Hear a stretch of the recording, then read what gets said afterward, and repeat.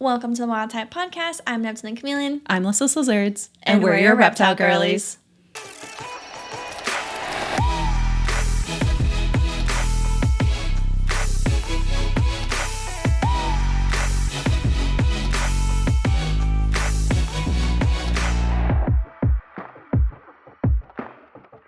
Okay, can you guys see my shirt?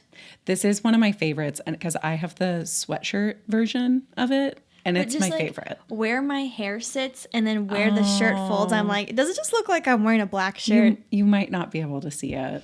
But actually, it's a very cute crested gecko shirt. It's a very cute crest, and it's hand printed too. These are hand printed. Lauren Moody Studios. She has an Etsy shop. Check her out. Yeah. But these are like hand printed little crested geckos with little feet. They're so freaking cute. Either side, and the shirt is also incredibly comfortable. Oh no, my sweatshirt is literally one of my favorite things I got at Tenley. So yeah. she was a Tenley vendor, and yes, when we told you we picked up a lot of shirts and stuff, this was one of them. Yes. So I want credit for wearing a cute gecko shirt. As you should. And I also, to hype somebody else up, I have a very cute, crazy snake lady shirt with a Medusa art print, and that is by Krista Chameleon, one of our favorite reptile artists out there. So yeah, that was Animal Con. Mm-hmm. Yep, pick that up. Yeah, so I know you guys are always looking for... Well, now that we have the podcast and I have like a reason to like wear all my reptile related shirts once a week, like for something that like we're going to make clips of it, we're going to whatever, like I get like excited to get like reptile related tees and stuff. It's one of my favorites. Realized how I'm sitting with my arms here and really my hair. I'm like, dang it. So I'm just going to have my arm out. I love mine because mine's like it's a Comfort Colors sweatshirt, and those are like one of my favorites. They're just so cozy. So good. Okay. So good. On with the podcast though. Yes. Well, I have a really funny random little thing that happened today that I want to tell you about. Today? Oh, this is hot for press. This is brand new. I was walking Campbell, who is also in studio currently, so if you hear any puppy whines, I apologize in advance. Not us. But I was walking Cam earlier today, and there's these neighborhood kids, right, that are like always out on our street. Yep. And so this time there were like 3 or 4 little boys and 1 little girl. And that's usually the case. There's like one sister, and I see the boys most often, but sometimes I see the sister too. And they kind of like live across the street. But they're all friends and they all hang out all the time. So I was walking Campbell and I saw this girl, and she was like, I guess she had gotten left behind at somebody's house, which like totally checks out that like the one girl gets left behind. But all the little boys were running to her as she was running across the street, and they were like, I don't remember her name. I'll just say Sarah. They were like, Sarah, he's pulling our pants down. And what? So one boy was, I guess, like pranking the other boys by like pulling their pants down. So instead of handling it themselves, they went to Sarah and were like, he's doing it. And she was like, in total big sister fashion. And I was like, 2 big sisters, like I immediately like locked in and was paying attention to this. And she goes, fine, I'll handle it. And she looked at the smallest kid and was like, did he pull your pants down too? And he was like, yeah. And she was like, I'm on it. And she like beelined it to the other kid and just starts ripping him a new one. And I was Let's go, Sarah. Yes, ma'am. And then not even a minute later, all the little boys that just went and tattle told to her were on like a little tree swing in front of the house. Mm-hmm. And they immediately start calling for her again, being like, Sarah, will you come swing us? And in that moment, I was like, boys literally can't do anything without girls. They can't do anything without girls. What was that? I just watched all these boys, and not one time did they rely on each other. Did they rely on themselves? They relied on Sarah. That's why we all need a Sarah in our lives. We all need a big sister in our lives. Yeah. All of us. And it was just such a cute little moment. And I immediately like texted Logan and was like, I'm dying at this interaction that I just witnessed. Best. I have full confidence if Sarah was not present, they would have figured it out. I'm sure. It would have just been a little chaotic. Oh, for sure. Would have taken them way longer. Probably would have ended up in like a stupid boy fight. Like something. Nope. Who runs the world? Girls. So, yeah. But that was my little fun random excursion today that I experienced. But well, not to one-up you. I was going to say, you have bigger news. You have cooler, more exciting news. One-up you. So last week we told you guys the babies were hatching. The babies. As of now, they have all hatched. For first clutch. To be clear, there's a second clutch, but the second clutch is 2 months younger. Not to say it'll take 2 months for that one to hatch. It could be less or more time. It's not like an exact thing, even though they're being incubated at the same temperature. That's not how Mother Nature works. I have a random interrupting question. Sure. So you told me, and I think you mentioned this on the pod last week, that like when when the first egg hatches, they kind of like walk around and like sense that. Yes. If you had like left the second clutch in there, would the first baby have like potentially initiated? No, I don't think so. Because if they're not fully developed, that's so fair. Like if they're not ready to go, they're not ready to go. Okay. That was just in my head. I was like, no. It's not that literal of like triggering it. Okay. Because there will be instances where like most of the clutch will hatch, but then there'll be like 1 or 2 eggs that like take weeks later to hatch. Okay. So like that could be an instance where like those just need a little longer. Yeah. For whatever reason. But this is popped into my brain. I was like, hold on. Yeah. No, so this is clutch 1. So there are officially 11 babies. Which you got to see 2 days ago. Yeah, I got to see all 11. Do they seem bigger? Yes. Like the initial ones? Definitely. Okay. Like not way bigger, but like definitely not enough for you to notice though. Oh, absolutely. Because it was about, what was it, like a week in between seeing them? Like a week and a day, I think like 7 or 8 days. And so they definitely looked a smidge bigger. They just looked like, I don't know how to explain it, but it was like, they just looked hardier. Like they're active. They're active. And I can, and when we first saw the one like hours old he was active, but he was like very unsure. They are alert. Their eyes are Googling. They also, obviously they don't have their colors yet. Obviously they don't have their like real patterns yet, but you can see like the beginnings of a pattern. For sure. You can see their stripes because all that is like already set. Right. Which I feel like when I saw the first one just a few hours old, it was just like gray texture, which is now I feel like there was a little bit clearer of like, I could tell that's going to be a stripe, you know, like that kind of a thing. Absolutely. So they're about a week old at this point. Some are a little bit under. It took them about a full week for all of them to hatch. Yeah. So it was 1 the first day, 1 the second day. I think that's when we record the podcast. Is like there was just 2 babies at that time. A day or 2 go by, then it was 2 babies, 3 babies, 4 babies, and they were just like popping out. So fun. Yeah, I love it so much. That's where we're at. They're eating flightless fruit flies right now, and they are all eating, and it's the cutest. No, so I haven't yet gotten, I was really hoping while I was there the other day to see them eat, but I didn't witness any of them eating. But you posted a story of their tiny little tongues, and it's so funny because even at that like tiny size, I swear to God, their tongue was like as big as their head. Oh, yeah. It was crazy. In the flightless fruit fly, and these are hydei, because there's 2 different species of flightless fruit flies, the smaller one, the bigger one. These are a little bit bigger one, the hydei. And it's like as big as their little heads. Like the flightless fruit flies are about the biggest they could possibly eat right now because they're so incredibly small. They're so tiny. And their little poops are like microscopic. Oh, like a grain of rice is bigger than their poops. Do you want to know the thought that popped into my head while I was looking at their poops while in your enclosure or in your reptile room? I literally was like, that's really cute poop. Never did I ever think that I would say that, but it's really cute poop. But they're little. When it's so tiny, it's like a tiny little blob of white and a tiny little blob of brown. A little poop. It's so small. So incredibly small. Yeah, and their misting sessions are only 30 seconds. Because that's crazy. Like their enclosures are smaller, and so you don't want to like blast them, overdo it. They just have their UVB, no heat at this point, so I'll keep them on the flightless fruit flies for a couple weeks, and then we'll move them to like the pinhead crickets and then bean beetles and things like that. So like more variety, the better. But at this point, I can't sex them. I don't know if they're a boy or girl. I could give you my best guess, but truly it would just be a guess. So I'm not gonna. Yeah, I know. Not going to do that. For anyone who's put in an application, thank you. Just give me some time because I got to keep these babies alive. That's the only priority. Like before trying to figure out who's going to get one. Love and appreciate everybody on the wait list. You are not currently the priority. No. I will get to you in like 2 months. We're trying to make sure they stay alive. Yes. I also don't know if they're male or female. So like I got to figure that out. And like I don't know who, like I have 11 babies. That's not to say they will all survive. There were some losses in the hatching process, which is to be expected, and they are incredibly fragile. And so even still there could be some losses. So I'm not going to be reaching out to people. The fragileness of their tiny little arms. Like that's just They're so fragile. They're so small.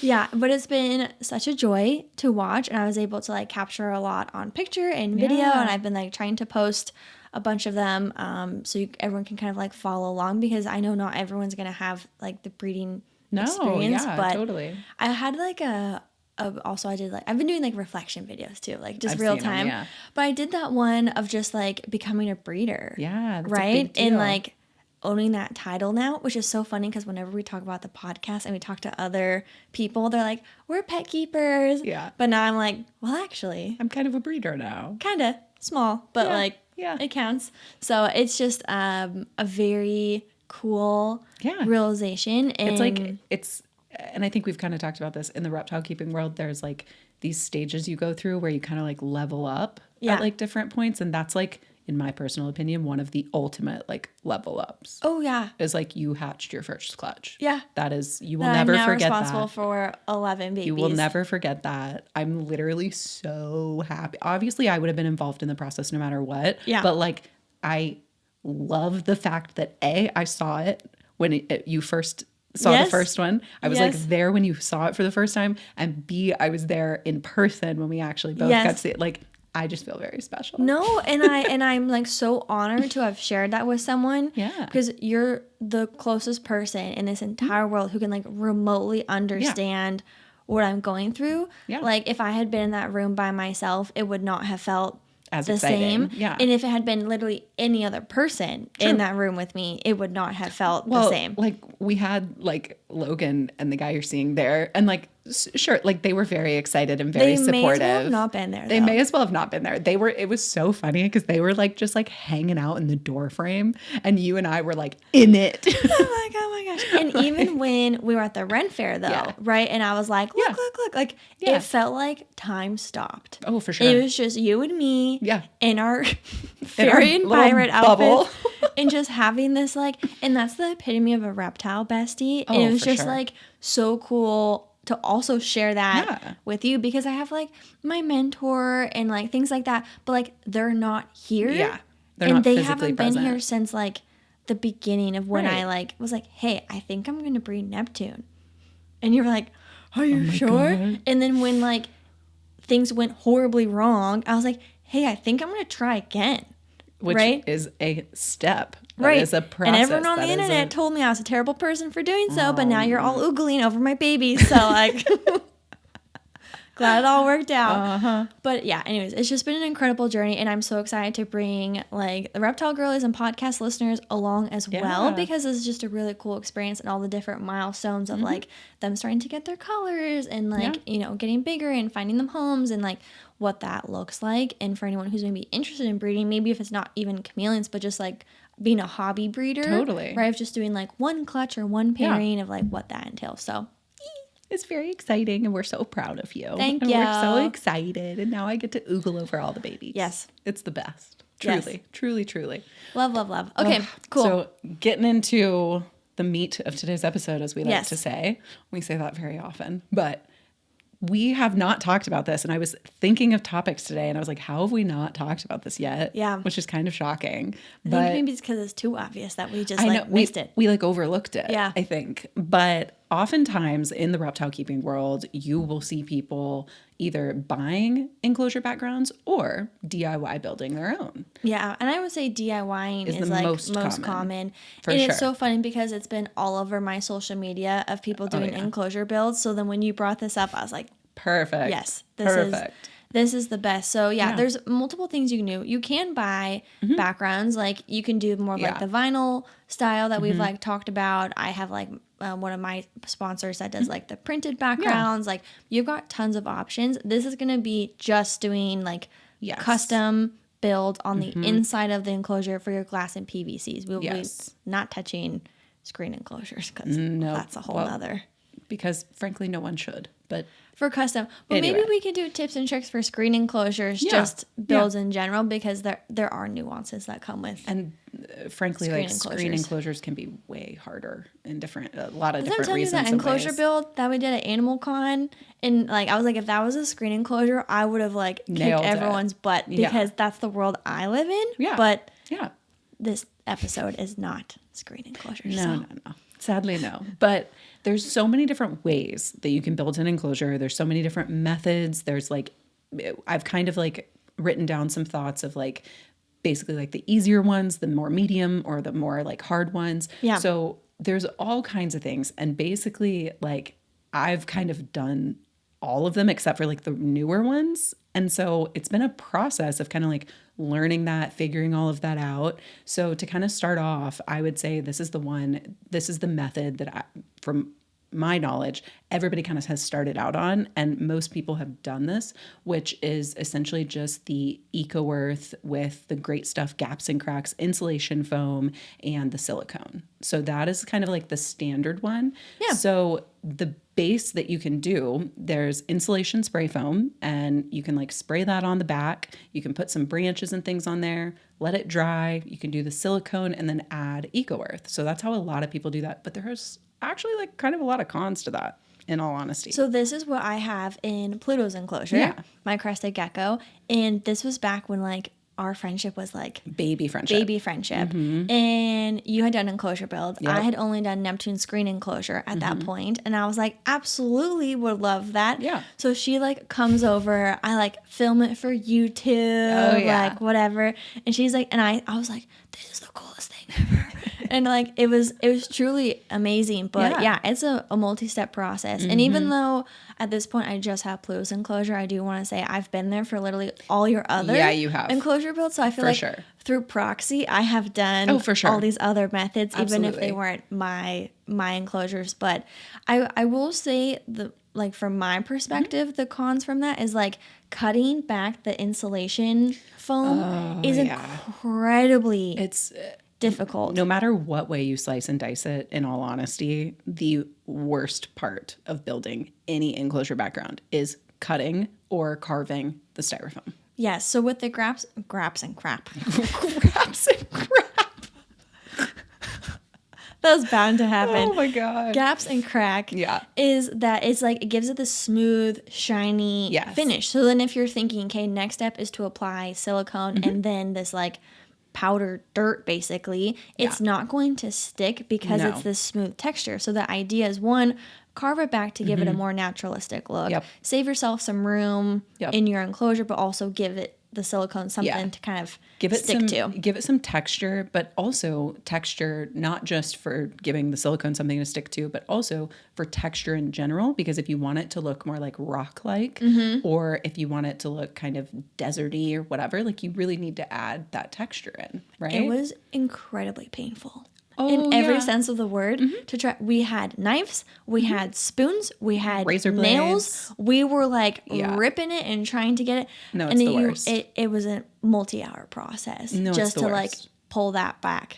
Ask literally anyone who has ever built a I can't wait for the comments because they're gonna be like snaps. Yes, like, exactly what they're saying. It is the worst part of the process. Yeah. But unfortunately, what I have learned is literally one of the best ways to just truly like, you kind of have to do like 2 steps where you kind of have to take out as many chunks as you can at first. Yep. And then kind of go in with like a razor blade and kind of like clean it up. Fine tune it. Yep. But the best way to get the most chunks taken out is your nails. Oh yeah. And it hurts. It hurts.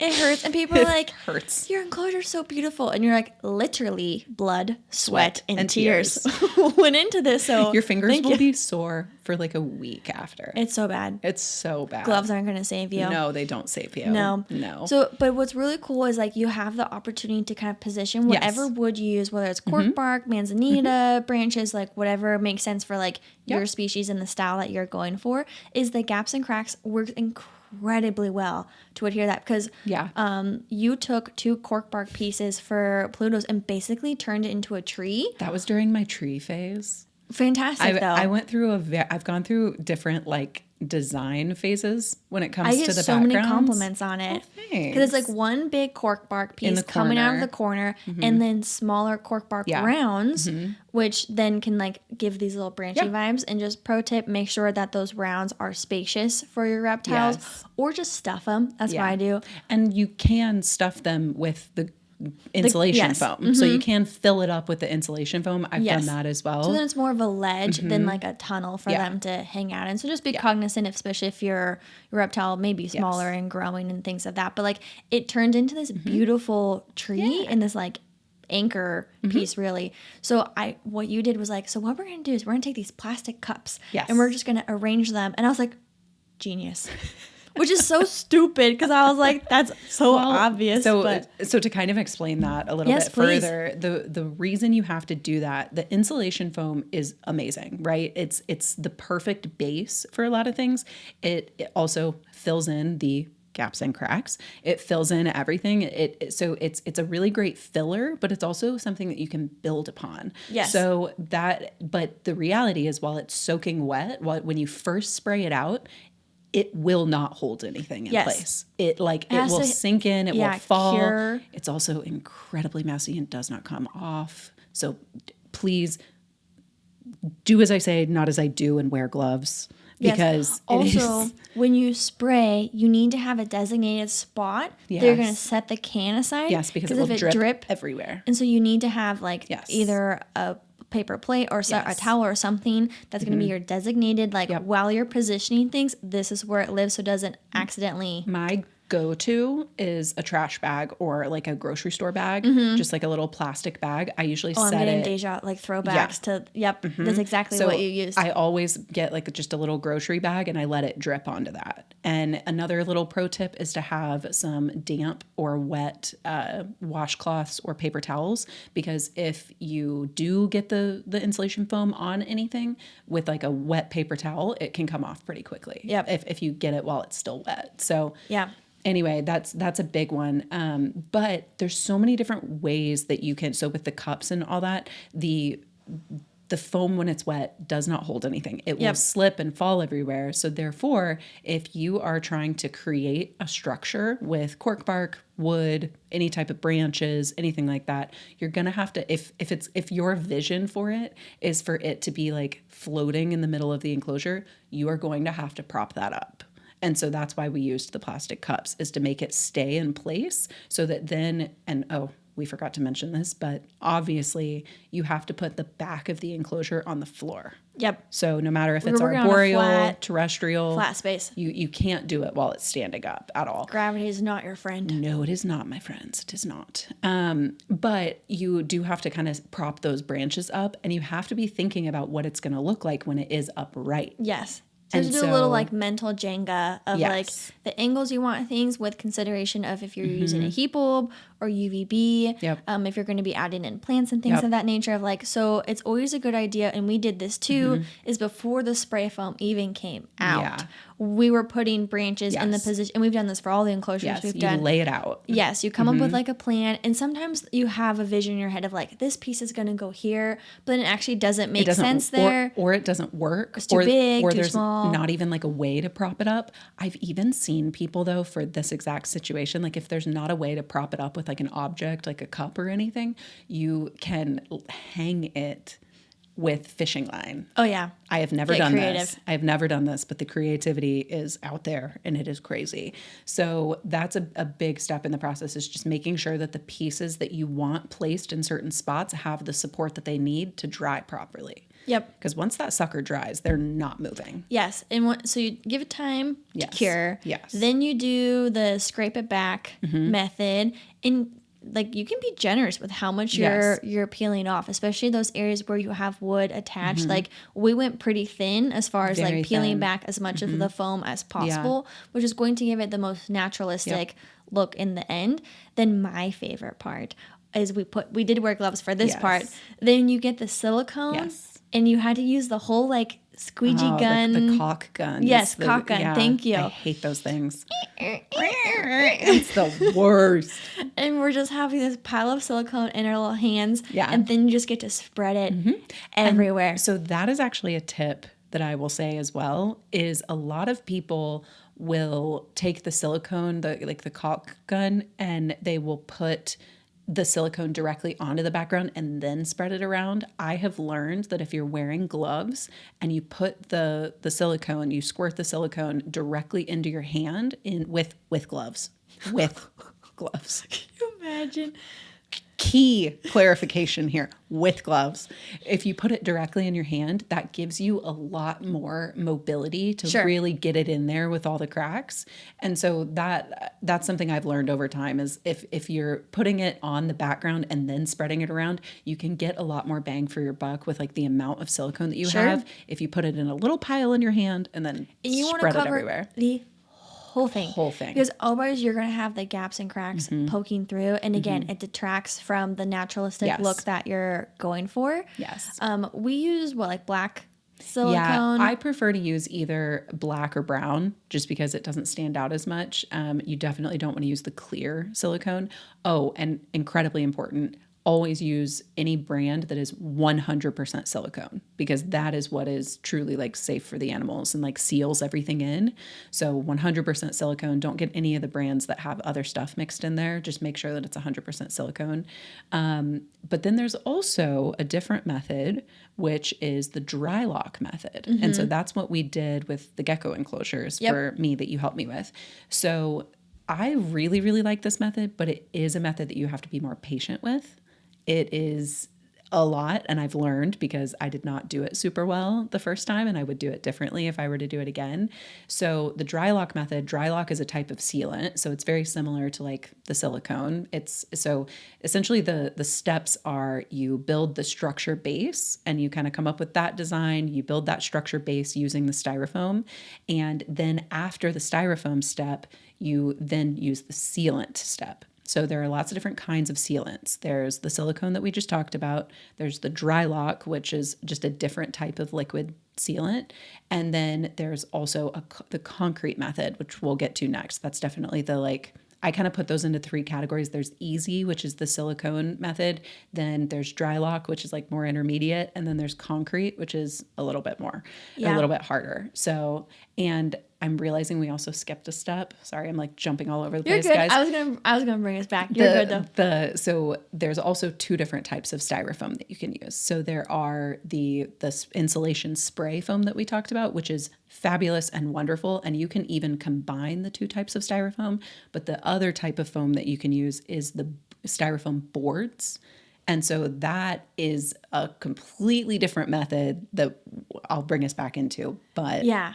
So maybe we can wrap up on like the easy version, which will be a perfect transition into the intermediate. Perfect. So once you smeared your silicone on in there, while it's still wet, you want to then take a dry substrate to then sprinkle on it to basically cover and then give what is hopefully a seamless look between like your wood and whatever the spray foam type that you used. I think what we used was dry eco earth. Yes. And emphasis on the dry Eco Earth, because so there's different types of coconut fiber, and it doesn't just have to be the Eco Earth brand. You can use any type of like, coconut fiber, but there's the kind that comes in bags that's already like dry. And then there's the kind that comes in the bricks that you have to get moist. Do not use that kind. Do not use the brick kind because the moisture that you put in there makes it not adhere to the silicone properly. Right. So it'll all fall off, and then you'll have a beautiful background with a ton of silicone. And that's not cute. Nope. Because then you have to redo it. Yeah. You have to put the silicone on top of it and go for nightmare, bro. A second layer. You don't want to do that twice. So you smear your silicone and feel free to like work in sections. If it's a small area, you can probably do it all at once, but we do all the silicone. You just want to make sure that the silicone is still wet by the time you're putting on your substrate. Give it a good sprinkle, and then once it's adhered, then you can kind of flip the enclosure and see if you've missed any spots, and you can like touch it up. But then that really should be your last step in the actual assembly. Then you can give the enclosure a few days to kind of like air out, get some fans going if you have them. With the insulation foam, I would give it at least 24 hours to cure, usually 24 to 48. And then the silicone, I would definitely give it a good 48 hours. And also with the silicone, just a note, silicone does expire. Speaking from firsthand. Yeah. What is this expired silicone? It never cures. Oh. It's terrible. Okay, don't do that. Don't do that. Check your expiration dates. Because there was one time that I built one, it never cured. And I had to wipe it all off and redo it. So don't do that. Don't do that. Don't do that. But that is when we say easy, it's still a lot of work. It's a lot of work for sure. The easiest option is to buy something that is already pre-made. Yeah. However, doing something like this can give you the opportunity to build out all these branches. If you want, you could put a plant pot in there and you could spray foam that in there. Do you sell reptiles? Be sure to check out the Palm Street app, a place where you can have your very own live auctions to help find your reptiles amazing homes in a community full of thousands of reptile lovers. To apply to be a seller, go to page.palmstreet.app/reptile. They prioritize ethical breeding and trading practices, ensuring all reptiles on their platform come from responsible sources. Once approved, Palm Street's reptile team will guide you through every step, from setting up your reptile shop to going live for the first time. You'll get hands-on support to sell confidently, safely, and responsibly. If you're looking for cute reptile merch or swag, don't sleep on Pangea Reptile. They have tons of reptile-themed shirts, stickers, pins, and more. I just got the cutest pins from them at Tenley. Their Bite Me Tokay Gecko pin is living its best life on my new pin backpack. I love how soft their shirts are, and I hear they're coming out with lots of new designs soon. And don't miss Pangea's new Pride merch and sticker sheet to celebrate all month long in June. Head on over to PangeaReptile.com to check them out. We're so excited to introduce the Reptile Girlies to our favorite reptile-friendly coffee and tea brand, Cold Blooded Caffeine. Our favorite thing about them is that they donate 5% of all their proceeds to wildlife conservation to ensure reptiles and amphibians have a place to call home in the wild, as well as in our homes. And if you know me, you know I'm obsessed with herbal teas. So for any of our fellow tea lovers, they source some of the highest quality loose leaf teas in the world. Cold Blooded Caffeine offers a wide variety of coffee like their Rainforest Blend, single origin options, and collaborations with some of the biggest names in the reptile world. For 25% off your first order, use code WILDTYPE at coldbloodedcaffeine.com. By now you've heard us talk all about Scratches, the social app that helps exotic pet owners like us find their people. You can add photos of you and all your scaly babies, set your filter to reptiles, and start scrolling through your local pet parents who get it. Think of Scratches as your way of avoiding the ever-looming "so do you have any pets?" question. Whether you're looking for friendship, romance, or someone who can pet sit your critters, your community is just a new match away. Download Scratches today and start connecting with reptile keepers in your area. Available on iOS and Android. Okay, Neptune, what are your top 2 feeder bugs for all your critters? Dubious for protein and black soldier fly larvae for lots of calcium. Simpton offers a wide variety of insects like silkworms, dubia roaches, waxworms, and our favorites, black soldier fly larvae. I've also heard the entomologists at Simpton have customized the diet of their black soldier fly larvae to maximize their calcium content, so there's no need to dust them with calcium. So if you're interested in trying them out, use code THEWILDTYPE at SimptonBSF.com for 15% off your order.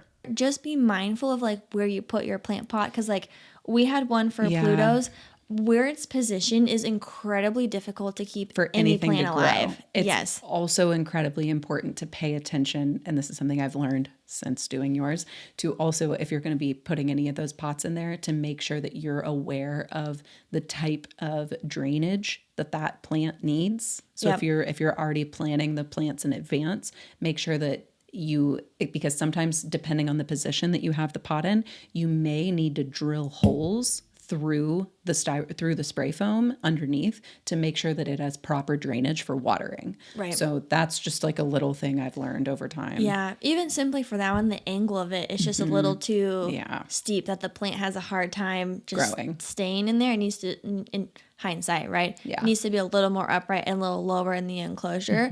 But that's just, I mean, we were both babies. Literally, that just literally comes with experience and time. Like there's no fixing that unless you like are an expert. Like so you will have that. I guess that's another really important piece of advice. You will have screw ups. You will have parts of the background that you hate. There will be things that you want to fix, but you aren't able to because it's unchangeable. If this was my first time, I would just skip the plant pots though. I would too. I would just 100%. stick with the branches and have that be your primary 100%. focus. You can also always later add them in there if you really wanted to, but there's so many other ways you can creatively get your plants up high without spray foaming them in. But once they're spray foamed, they're like, it's permanent. It's in there. There's no way you're getting that out without like literally breaking your parts of your background. Like that's just not going to go well. So just like keep it simple and recognize you can always add on. And also, pro tip, if this is your very first time and you're like terrified or overwhelmed by it, queen of that. I understand being overwhelmed by it. I currently have 3 enclosures that are still not complete. Or backgrounds that are still not complete. So I get it. one thing that you can do is literally just do a spray foam background with nothing else. You don't have to put pots in it. You don't have to put branches in it. You can literally just do spray foam, silicone, Eco Earth, call it a day. Yeah, and it'll look great. It'll look just fine. So if you're trying to like slowly get into it and learn how to like work with these materials that do come with like some nuance and, you know, learnings, I think that's an easy way to go. If you just want to practice on like your very first time, just go with the spray foam. That's an option too. It's still a background. It'll still look great. Absolutely. There's nothing wrong with that. So that's like entry level, and it's still a lot of work, to be incredibly clear. Ton of work. Then you can follow the same first couple steps where you do the spray foam, you know, carve it back and everything, but instead of the silicone, you can use the dry lock. And from what I remember, what was cool about the dry lock was the colors. Yes. So, and that's what made it the actual dry lock itself, the way it comes, it's like a bright white. It's just a plain white color, and you can buy concrete dye and pour it into the dry lock and make different colors with it, which is great. Yeah. So like, for example, when we were doing the enclosures, we had like, I think a few different colors maybe. We had 3 enclosures, so we did 3 colors. We did like a brown, a gray, and kind of like a burnt reddish brick color something. kind of. Yeah. And so those 3 things, basically, like we bought the dry lock, but then we had all these little cups sitting around everywhere that we would pour the dry lock into, mix the dye in, and then get to painting. So dry lock, you have to paint it. What I have learned since that first time of trying that method, you have to be more patient. You have to do more layers, and you have to give it a lot more time. And the reason I say that is when we did it, it turned out great. It was beautiful for sure, but we definitely didn't do enough layers, because what happens is the spray foam over time can kind of expand a little bit, and that can cause the dry lock to crack. So I now have like all of those backgrounds have at least like one crack where I can see through to the insulation foam, like the yellowy color.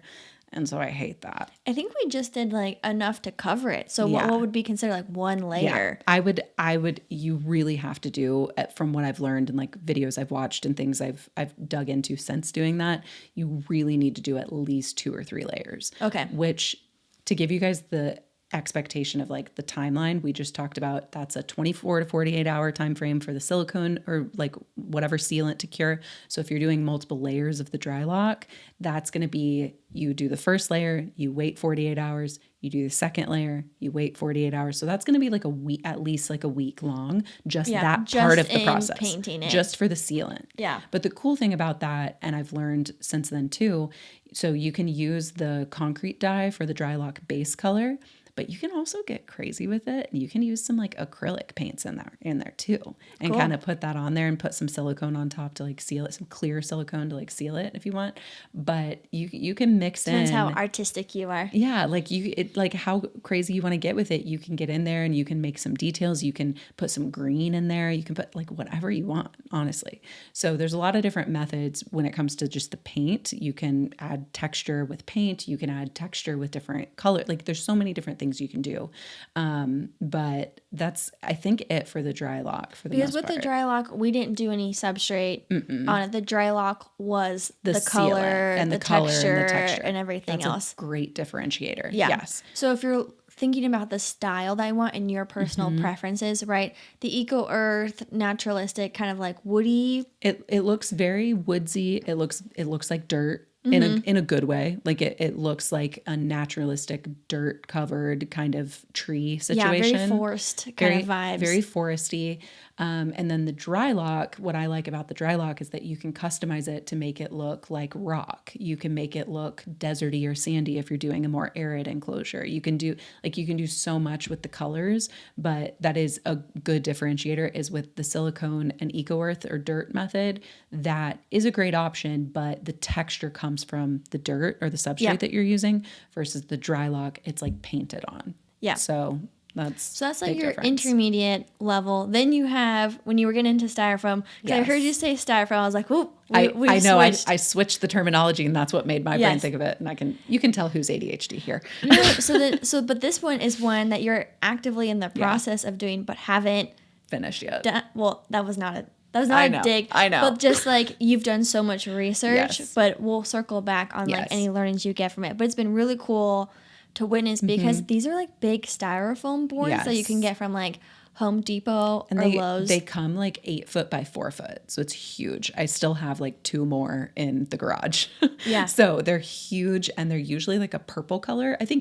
But realistically, like I've seen people use leftover styrofoam that they get in like packaging, like in Amazon boxes or like whatever. Like you can really get creative with the type of styrofoam or the materials that you use. It doesn't have to be the foam board that you buy from like the, what's it called?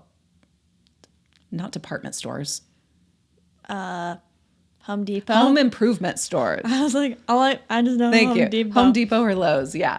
Anyway, I brain fart there. But yeah, so you can use any of those kind of things. But the thing is that comes in like just a giant flat piece of board. Yep. So that's why we put it in the more like intermediate hard section, because this requires a lot more creativity, B, a lot more planning, C, a lot more steps. It's just a lot more work. And so what that means, you have to cut the styrofoam however you want it to look. So you really have to have like a vision and a design. I would like highly recommend sketching it out if you're an artiste, or even if you're just anybody that can And these are figure it really out. great for creating like layers and kind of like Layers rock and formations. caves. Yeah, so this is not something that would be recommended for arboreal enclosures. This is really for like your horizontal species that would have perching areas or basking areas or hiding areas, and they're moving up and down and side to side.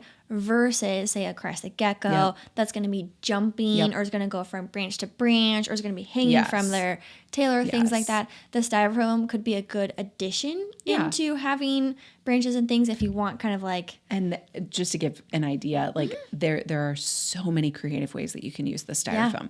I have seen people use the styrofoam to create like spikes in a cave, like stalactites that like come down from the ceiling. I've seen that. I have seen people use the styrofoam to make little mushroom ledges on the sides of things.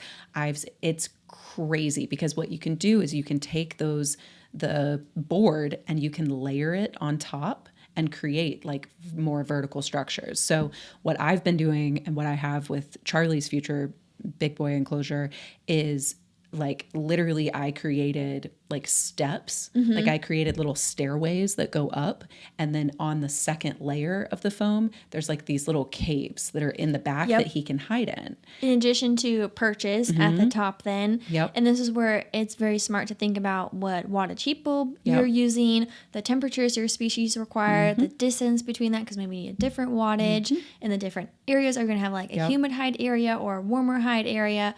And so like that's where you can get a little in your head because you're trying to plan it all out before you're attaching stuff. Which is literally what's happened to me. But yeah, it's something that like if you're going to use the styrofoam board method, you really, really need to thoroughly plan it all out in advance of even like starting any of it, right? So once you kind of like have your plan in place of like, okay, the basking bulb's going to go here, the UVB is going to go here, the caves are going to be here, this is going to be the cool side, this is going to be the hot side. Once you kind of like figured that out, you can then start like cutting your styrofoam and actually like going to town with it. And the way to do that, so there's 2 different methods and one is easier than the other, but it's just different tools. So you can cut the styrofoam with just like a knife. You really can just cut it with a box knife, whatever.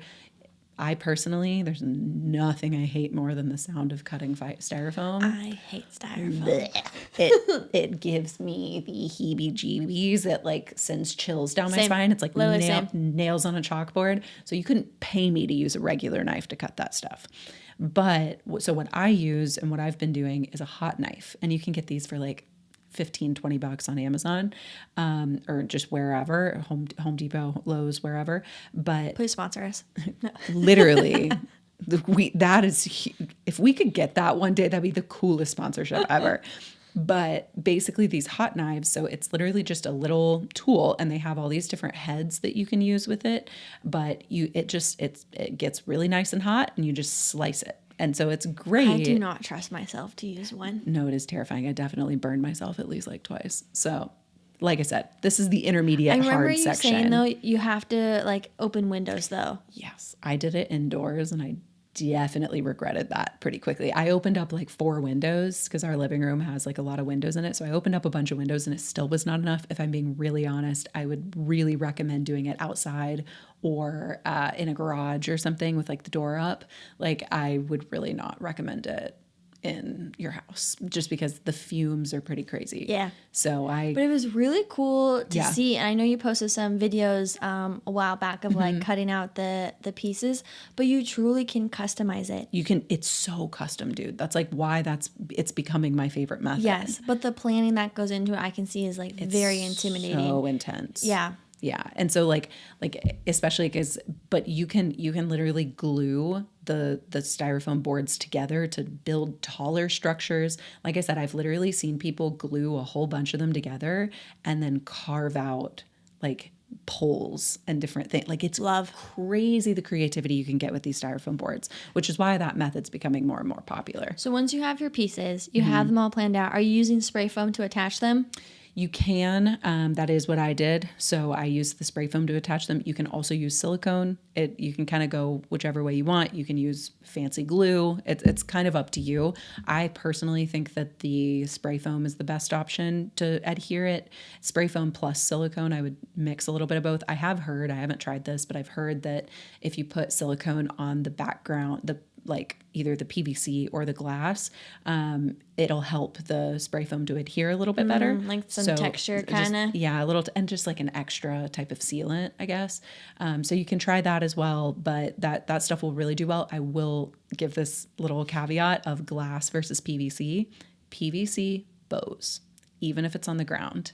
It can kind of warp that shape. So like Charlie's is the first one that I've done that has that background on it. And it definitely has like a little bit of like a bubble. So just be aware, like that is something that can happen. It obviously doesn't happen with glass, but with styrofoam it does.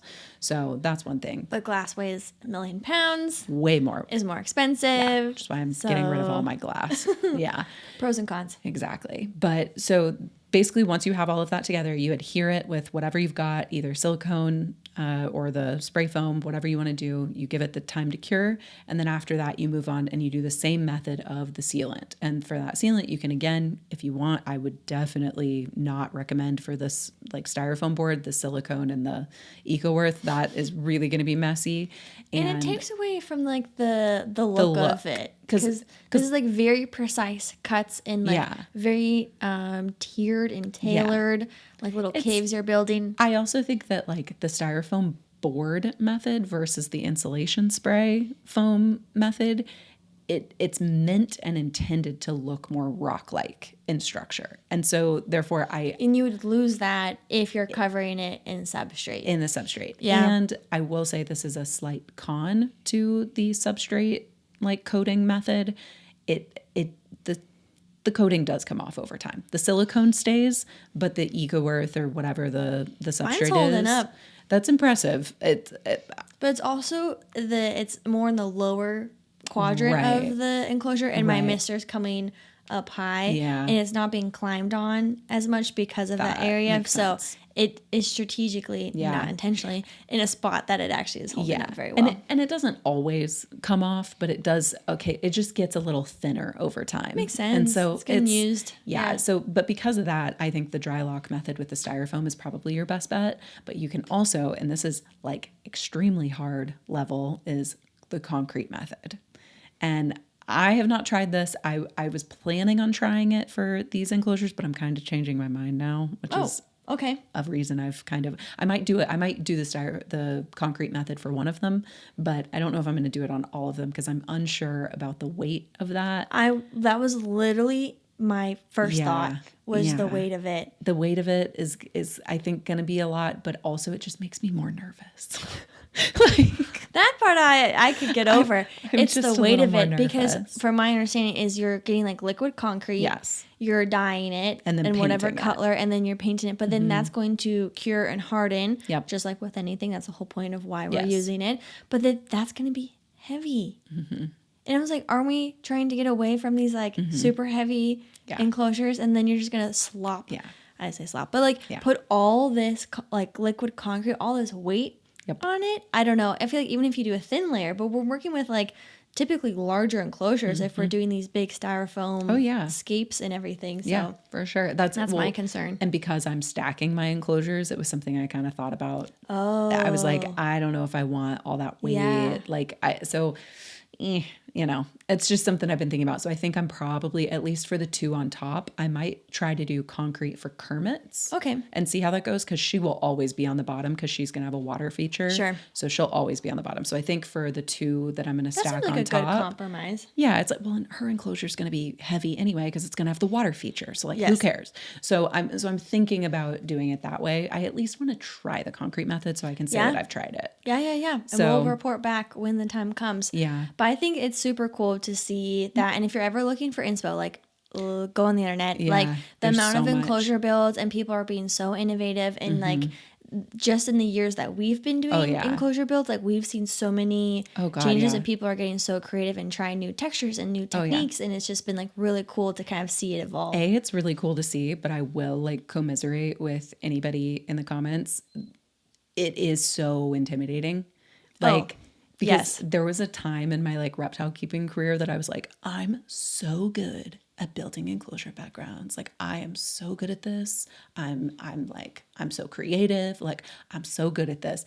And now I'm like, what was that? Like, I look back at some of the past backgrounds I've made and I'm like, they're terrible. I hate them.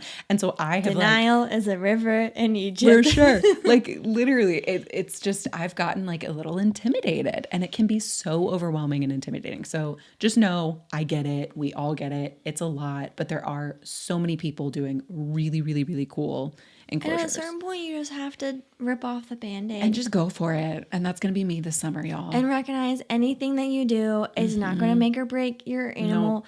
The only thing that's like health related is their basking area. Yeah. As long as that's safe for them, you're then good. You're good. That's really at the end of the day all that matters. And you can put a thermostat on it or change the water. Like, even if it's too close or too far, like, you still have options to make that work. So like, really, they're going to be okay. It's going to be fine. It's going to be fine. Just I put plants in there. I need to hear this, so keep going. Well, any oopsie you make anyways in the background is going to be hidden by plants and branches and all the things that you're going to be building, that the background is an accessory to the enclosure. It can be so daunting when all that's in there is the background. So that's all you're seeing. Yes. But truly, when you put it all together, it's going you're only going to see part of it. It's literally not even going to be noticeable. Right. Like, and it's just going to be this nice thing in the background. It seems so permanent and scary, but at the end of the day, there are so many ways to cover up mistakes. There are so many ways to, like, you know, just improvise and come up with something else. And then there's just, you're going to be putting plants and stuff in there anyway. And everybody's going to be looking for the animal. Exactly. Nobody's going to be looking for your little screw up in the back. Exactly. So. Exactly. One thing that I want to make sure I mention, because it's a personal pet peeve of mine. Yes, I was going to ask. is when people do these custom builds and they make them thick. Yeah. So they're just eating up a lot of the square footage inward, if you guys are following what I'm saying. So like, be thoughtful too of the thickness of your background, and recognize you only have so much real estate. And if your background is taking up a third of your enclosure, that takes away space for the animal. Correct. And then like, really, is that background adding or detracting? Right. Detracting? Is that a word? I don't Detracting? know. I think so. From the, and so just be mindful that like, when you put that spray foam, it's gonna be thick, but like, you can really carve it back. Yes. It does not have to be this thick layer. You just need enough. I actually prefer mine to be so thin. Yeah, same. If I'm being honest. Same. And so it can be this very thin because you just want the texture in the sealant. Yes. And so it does not have to be this big, thick. And if that's the style you're going for, here for it. Yeah. And there's a time and a place where you want that. But generally speaking, like, carve that sucker back and give your animal as much space as possible inside their enclosure, especially if you're going to have plants coming out and branches coming out. Yeah. And just be mindful that you want as much usable space as possible. Yes. Couldn't agree more. The end. I just need to... No, I go off. I just needed to say that. So no, that's a real thing. Let us know your guys' tips and tricks on enclosure backgrounds, what you're working on or what you have planned coming up for, you know, your summer builds and things like that. We're always excited to I'm triple checking that I didn't have any tips and tricks that I missed. Nope. We got them all. Yay. Beautiful. All right. Moving right along. Yes. We may have to make this one short. Short and sweet. Very short. I think we're going a little over on our usual time. So this one was just like a random. So in the past, we have done things people say when you're single, or what did I? Things people say when you're married. Thank you. Yes. Yeah, we've done both. Yes. And so for this one, I or kind when of you're in a relationship, not necessarily married. It doesn't have to be marriage. Yeah, you can be in like a long-term partnership. It doesn't matter. But so the way I kind of phrased it is things that no one tells you about marriage. And so I have like kind of like a few little things, because obviously like I got married like a year and a half ago, and I've, been like lived with a boy for almost 2 years now. Do we want to give them like a teaser? Like do one for this episode, and then we can save a few of the juicy ones 100%. For later. Because the one that I really liked is the phrase when people say what's mine is yours. Yes. And they say that in relationships and like what all that entails. Usually people say it very like jokey, but nobody actually prepares you for how much you really do share. And this is the truth we need. Like truly. It's so weird to me, like just a lot of different things. Like first off, like you mentioned this earlier when we were having our little pregame, but like sharing a toothbrush. Yes. Some people are okay with that. Some people are not okay with that. Like, what's mine is yours, except for. Yeah. And also, what's mine is yours, but boundaries are still important. Yes. Right? And ask first and all these those things. So yeah. like there's that kind of a thing. I personally am not used to having like, when we first moved in together, Logan had his car and I had my car. Well, my car very quickly was like 10 years old. I hated it. So we just very fast, like within the first like 3 weeks of living together, all of a sudden I was using his car like it was mine. And I was like, this is weird. Yeah. This is so strange. And having that is something that you're just not used to. What's mine is yours. Right. Yeah. Right. And that's a nice little thing. And it was great because I didn't have to use my crappy car as much and those kind of things. Another one that comes to mind is like food, right? Yes. Just like, but then it's like, but these leftovers are mine. And if you touch them, we're Logan gonna have a problem. Logan and I like frequently joke, we'll say this often, of like the only thing that we'll fight about is food.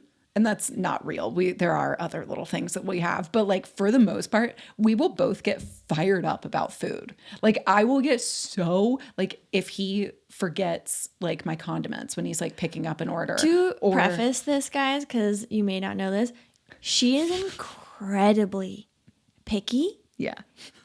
Incredibly picky. Thanks. And not in like what she'll eat or what she won't eat, but how she has to have it in order to truly enjoy eating it. Yeah. When we got Uber Eats in a hotel at an expo and they forgot the sauces, the world was ending.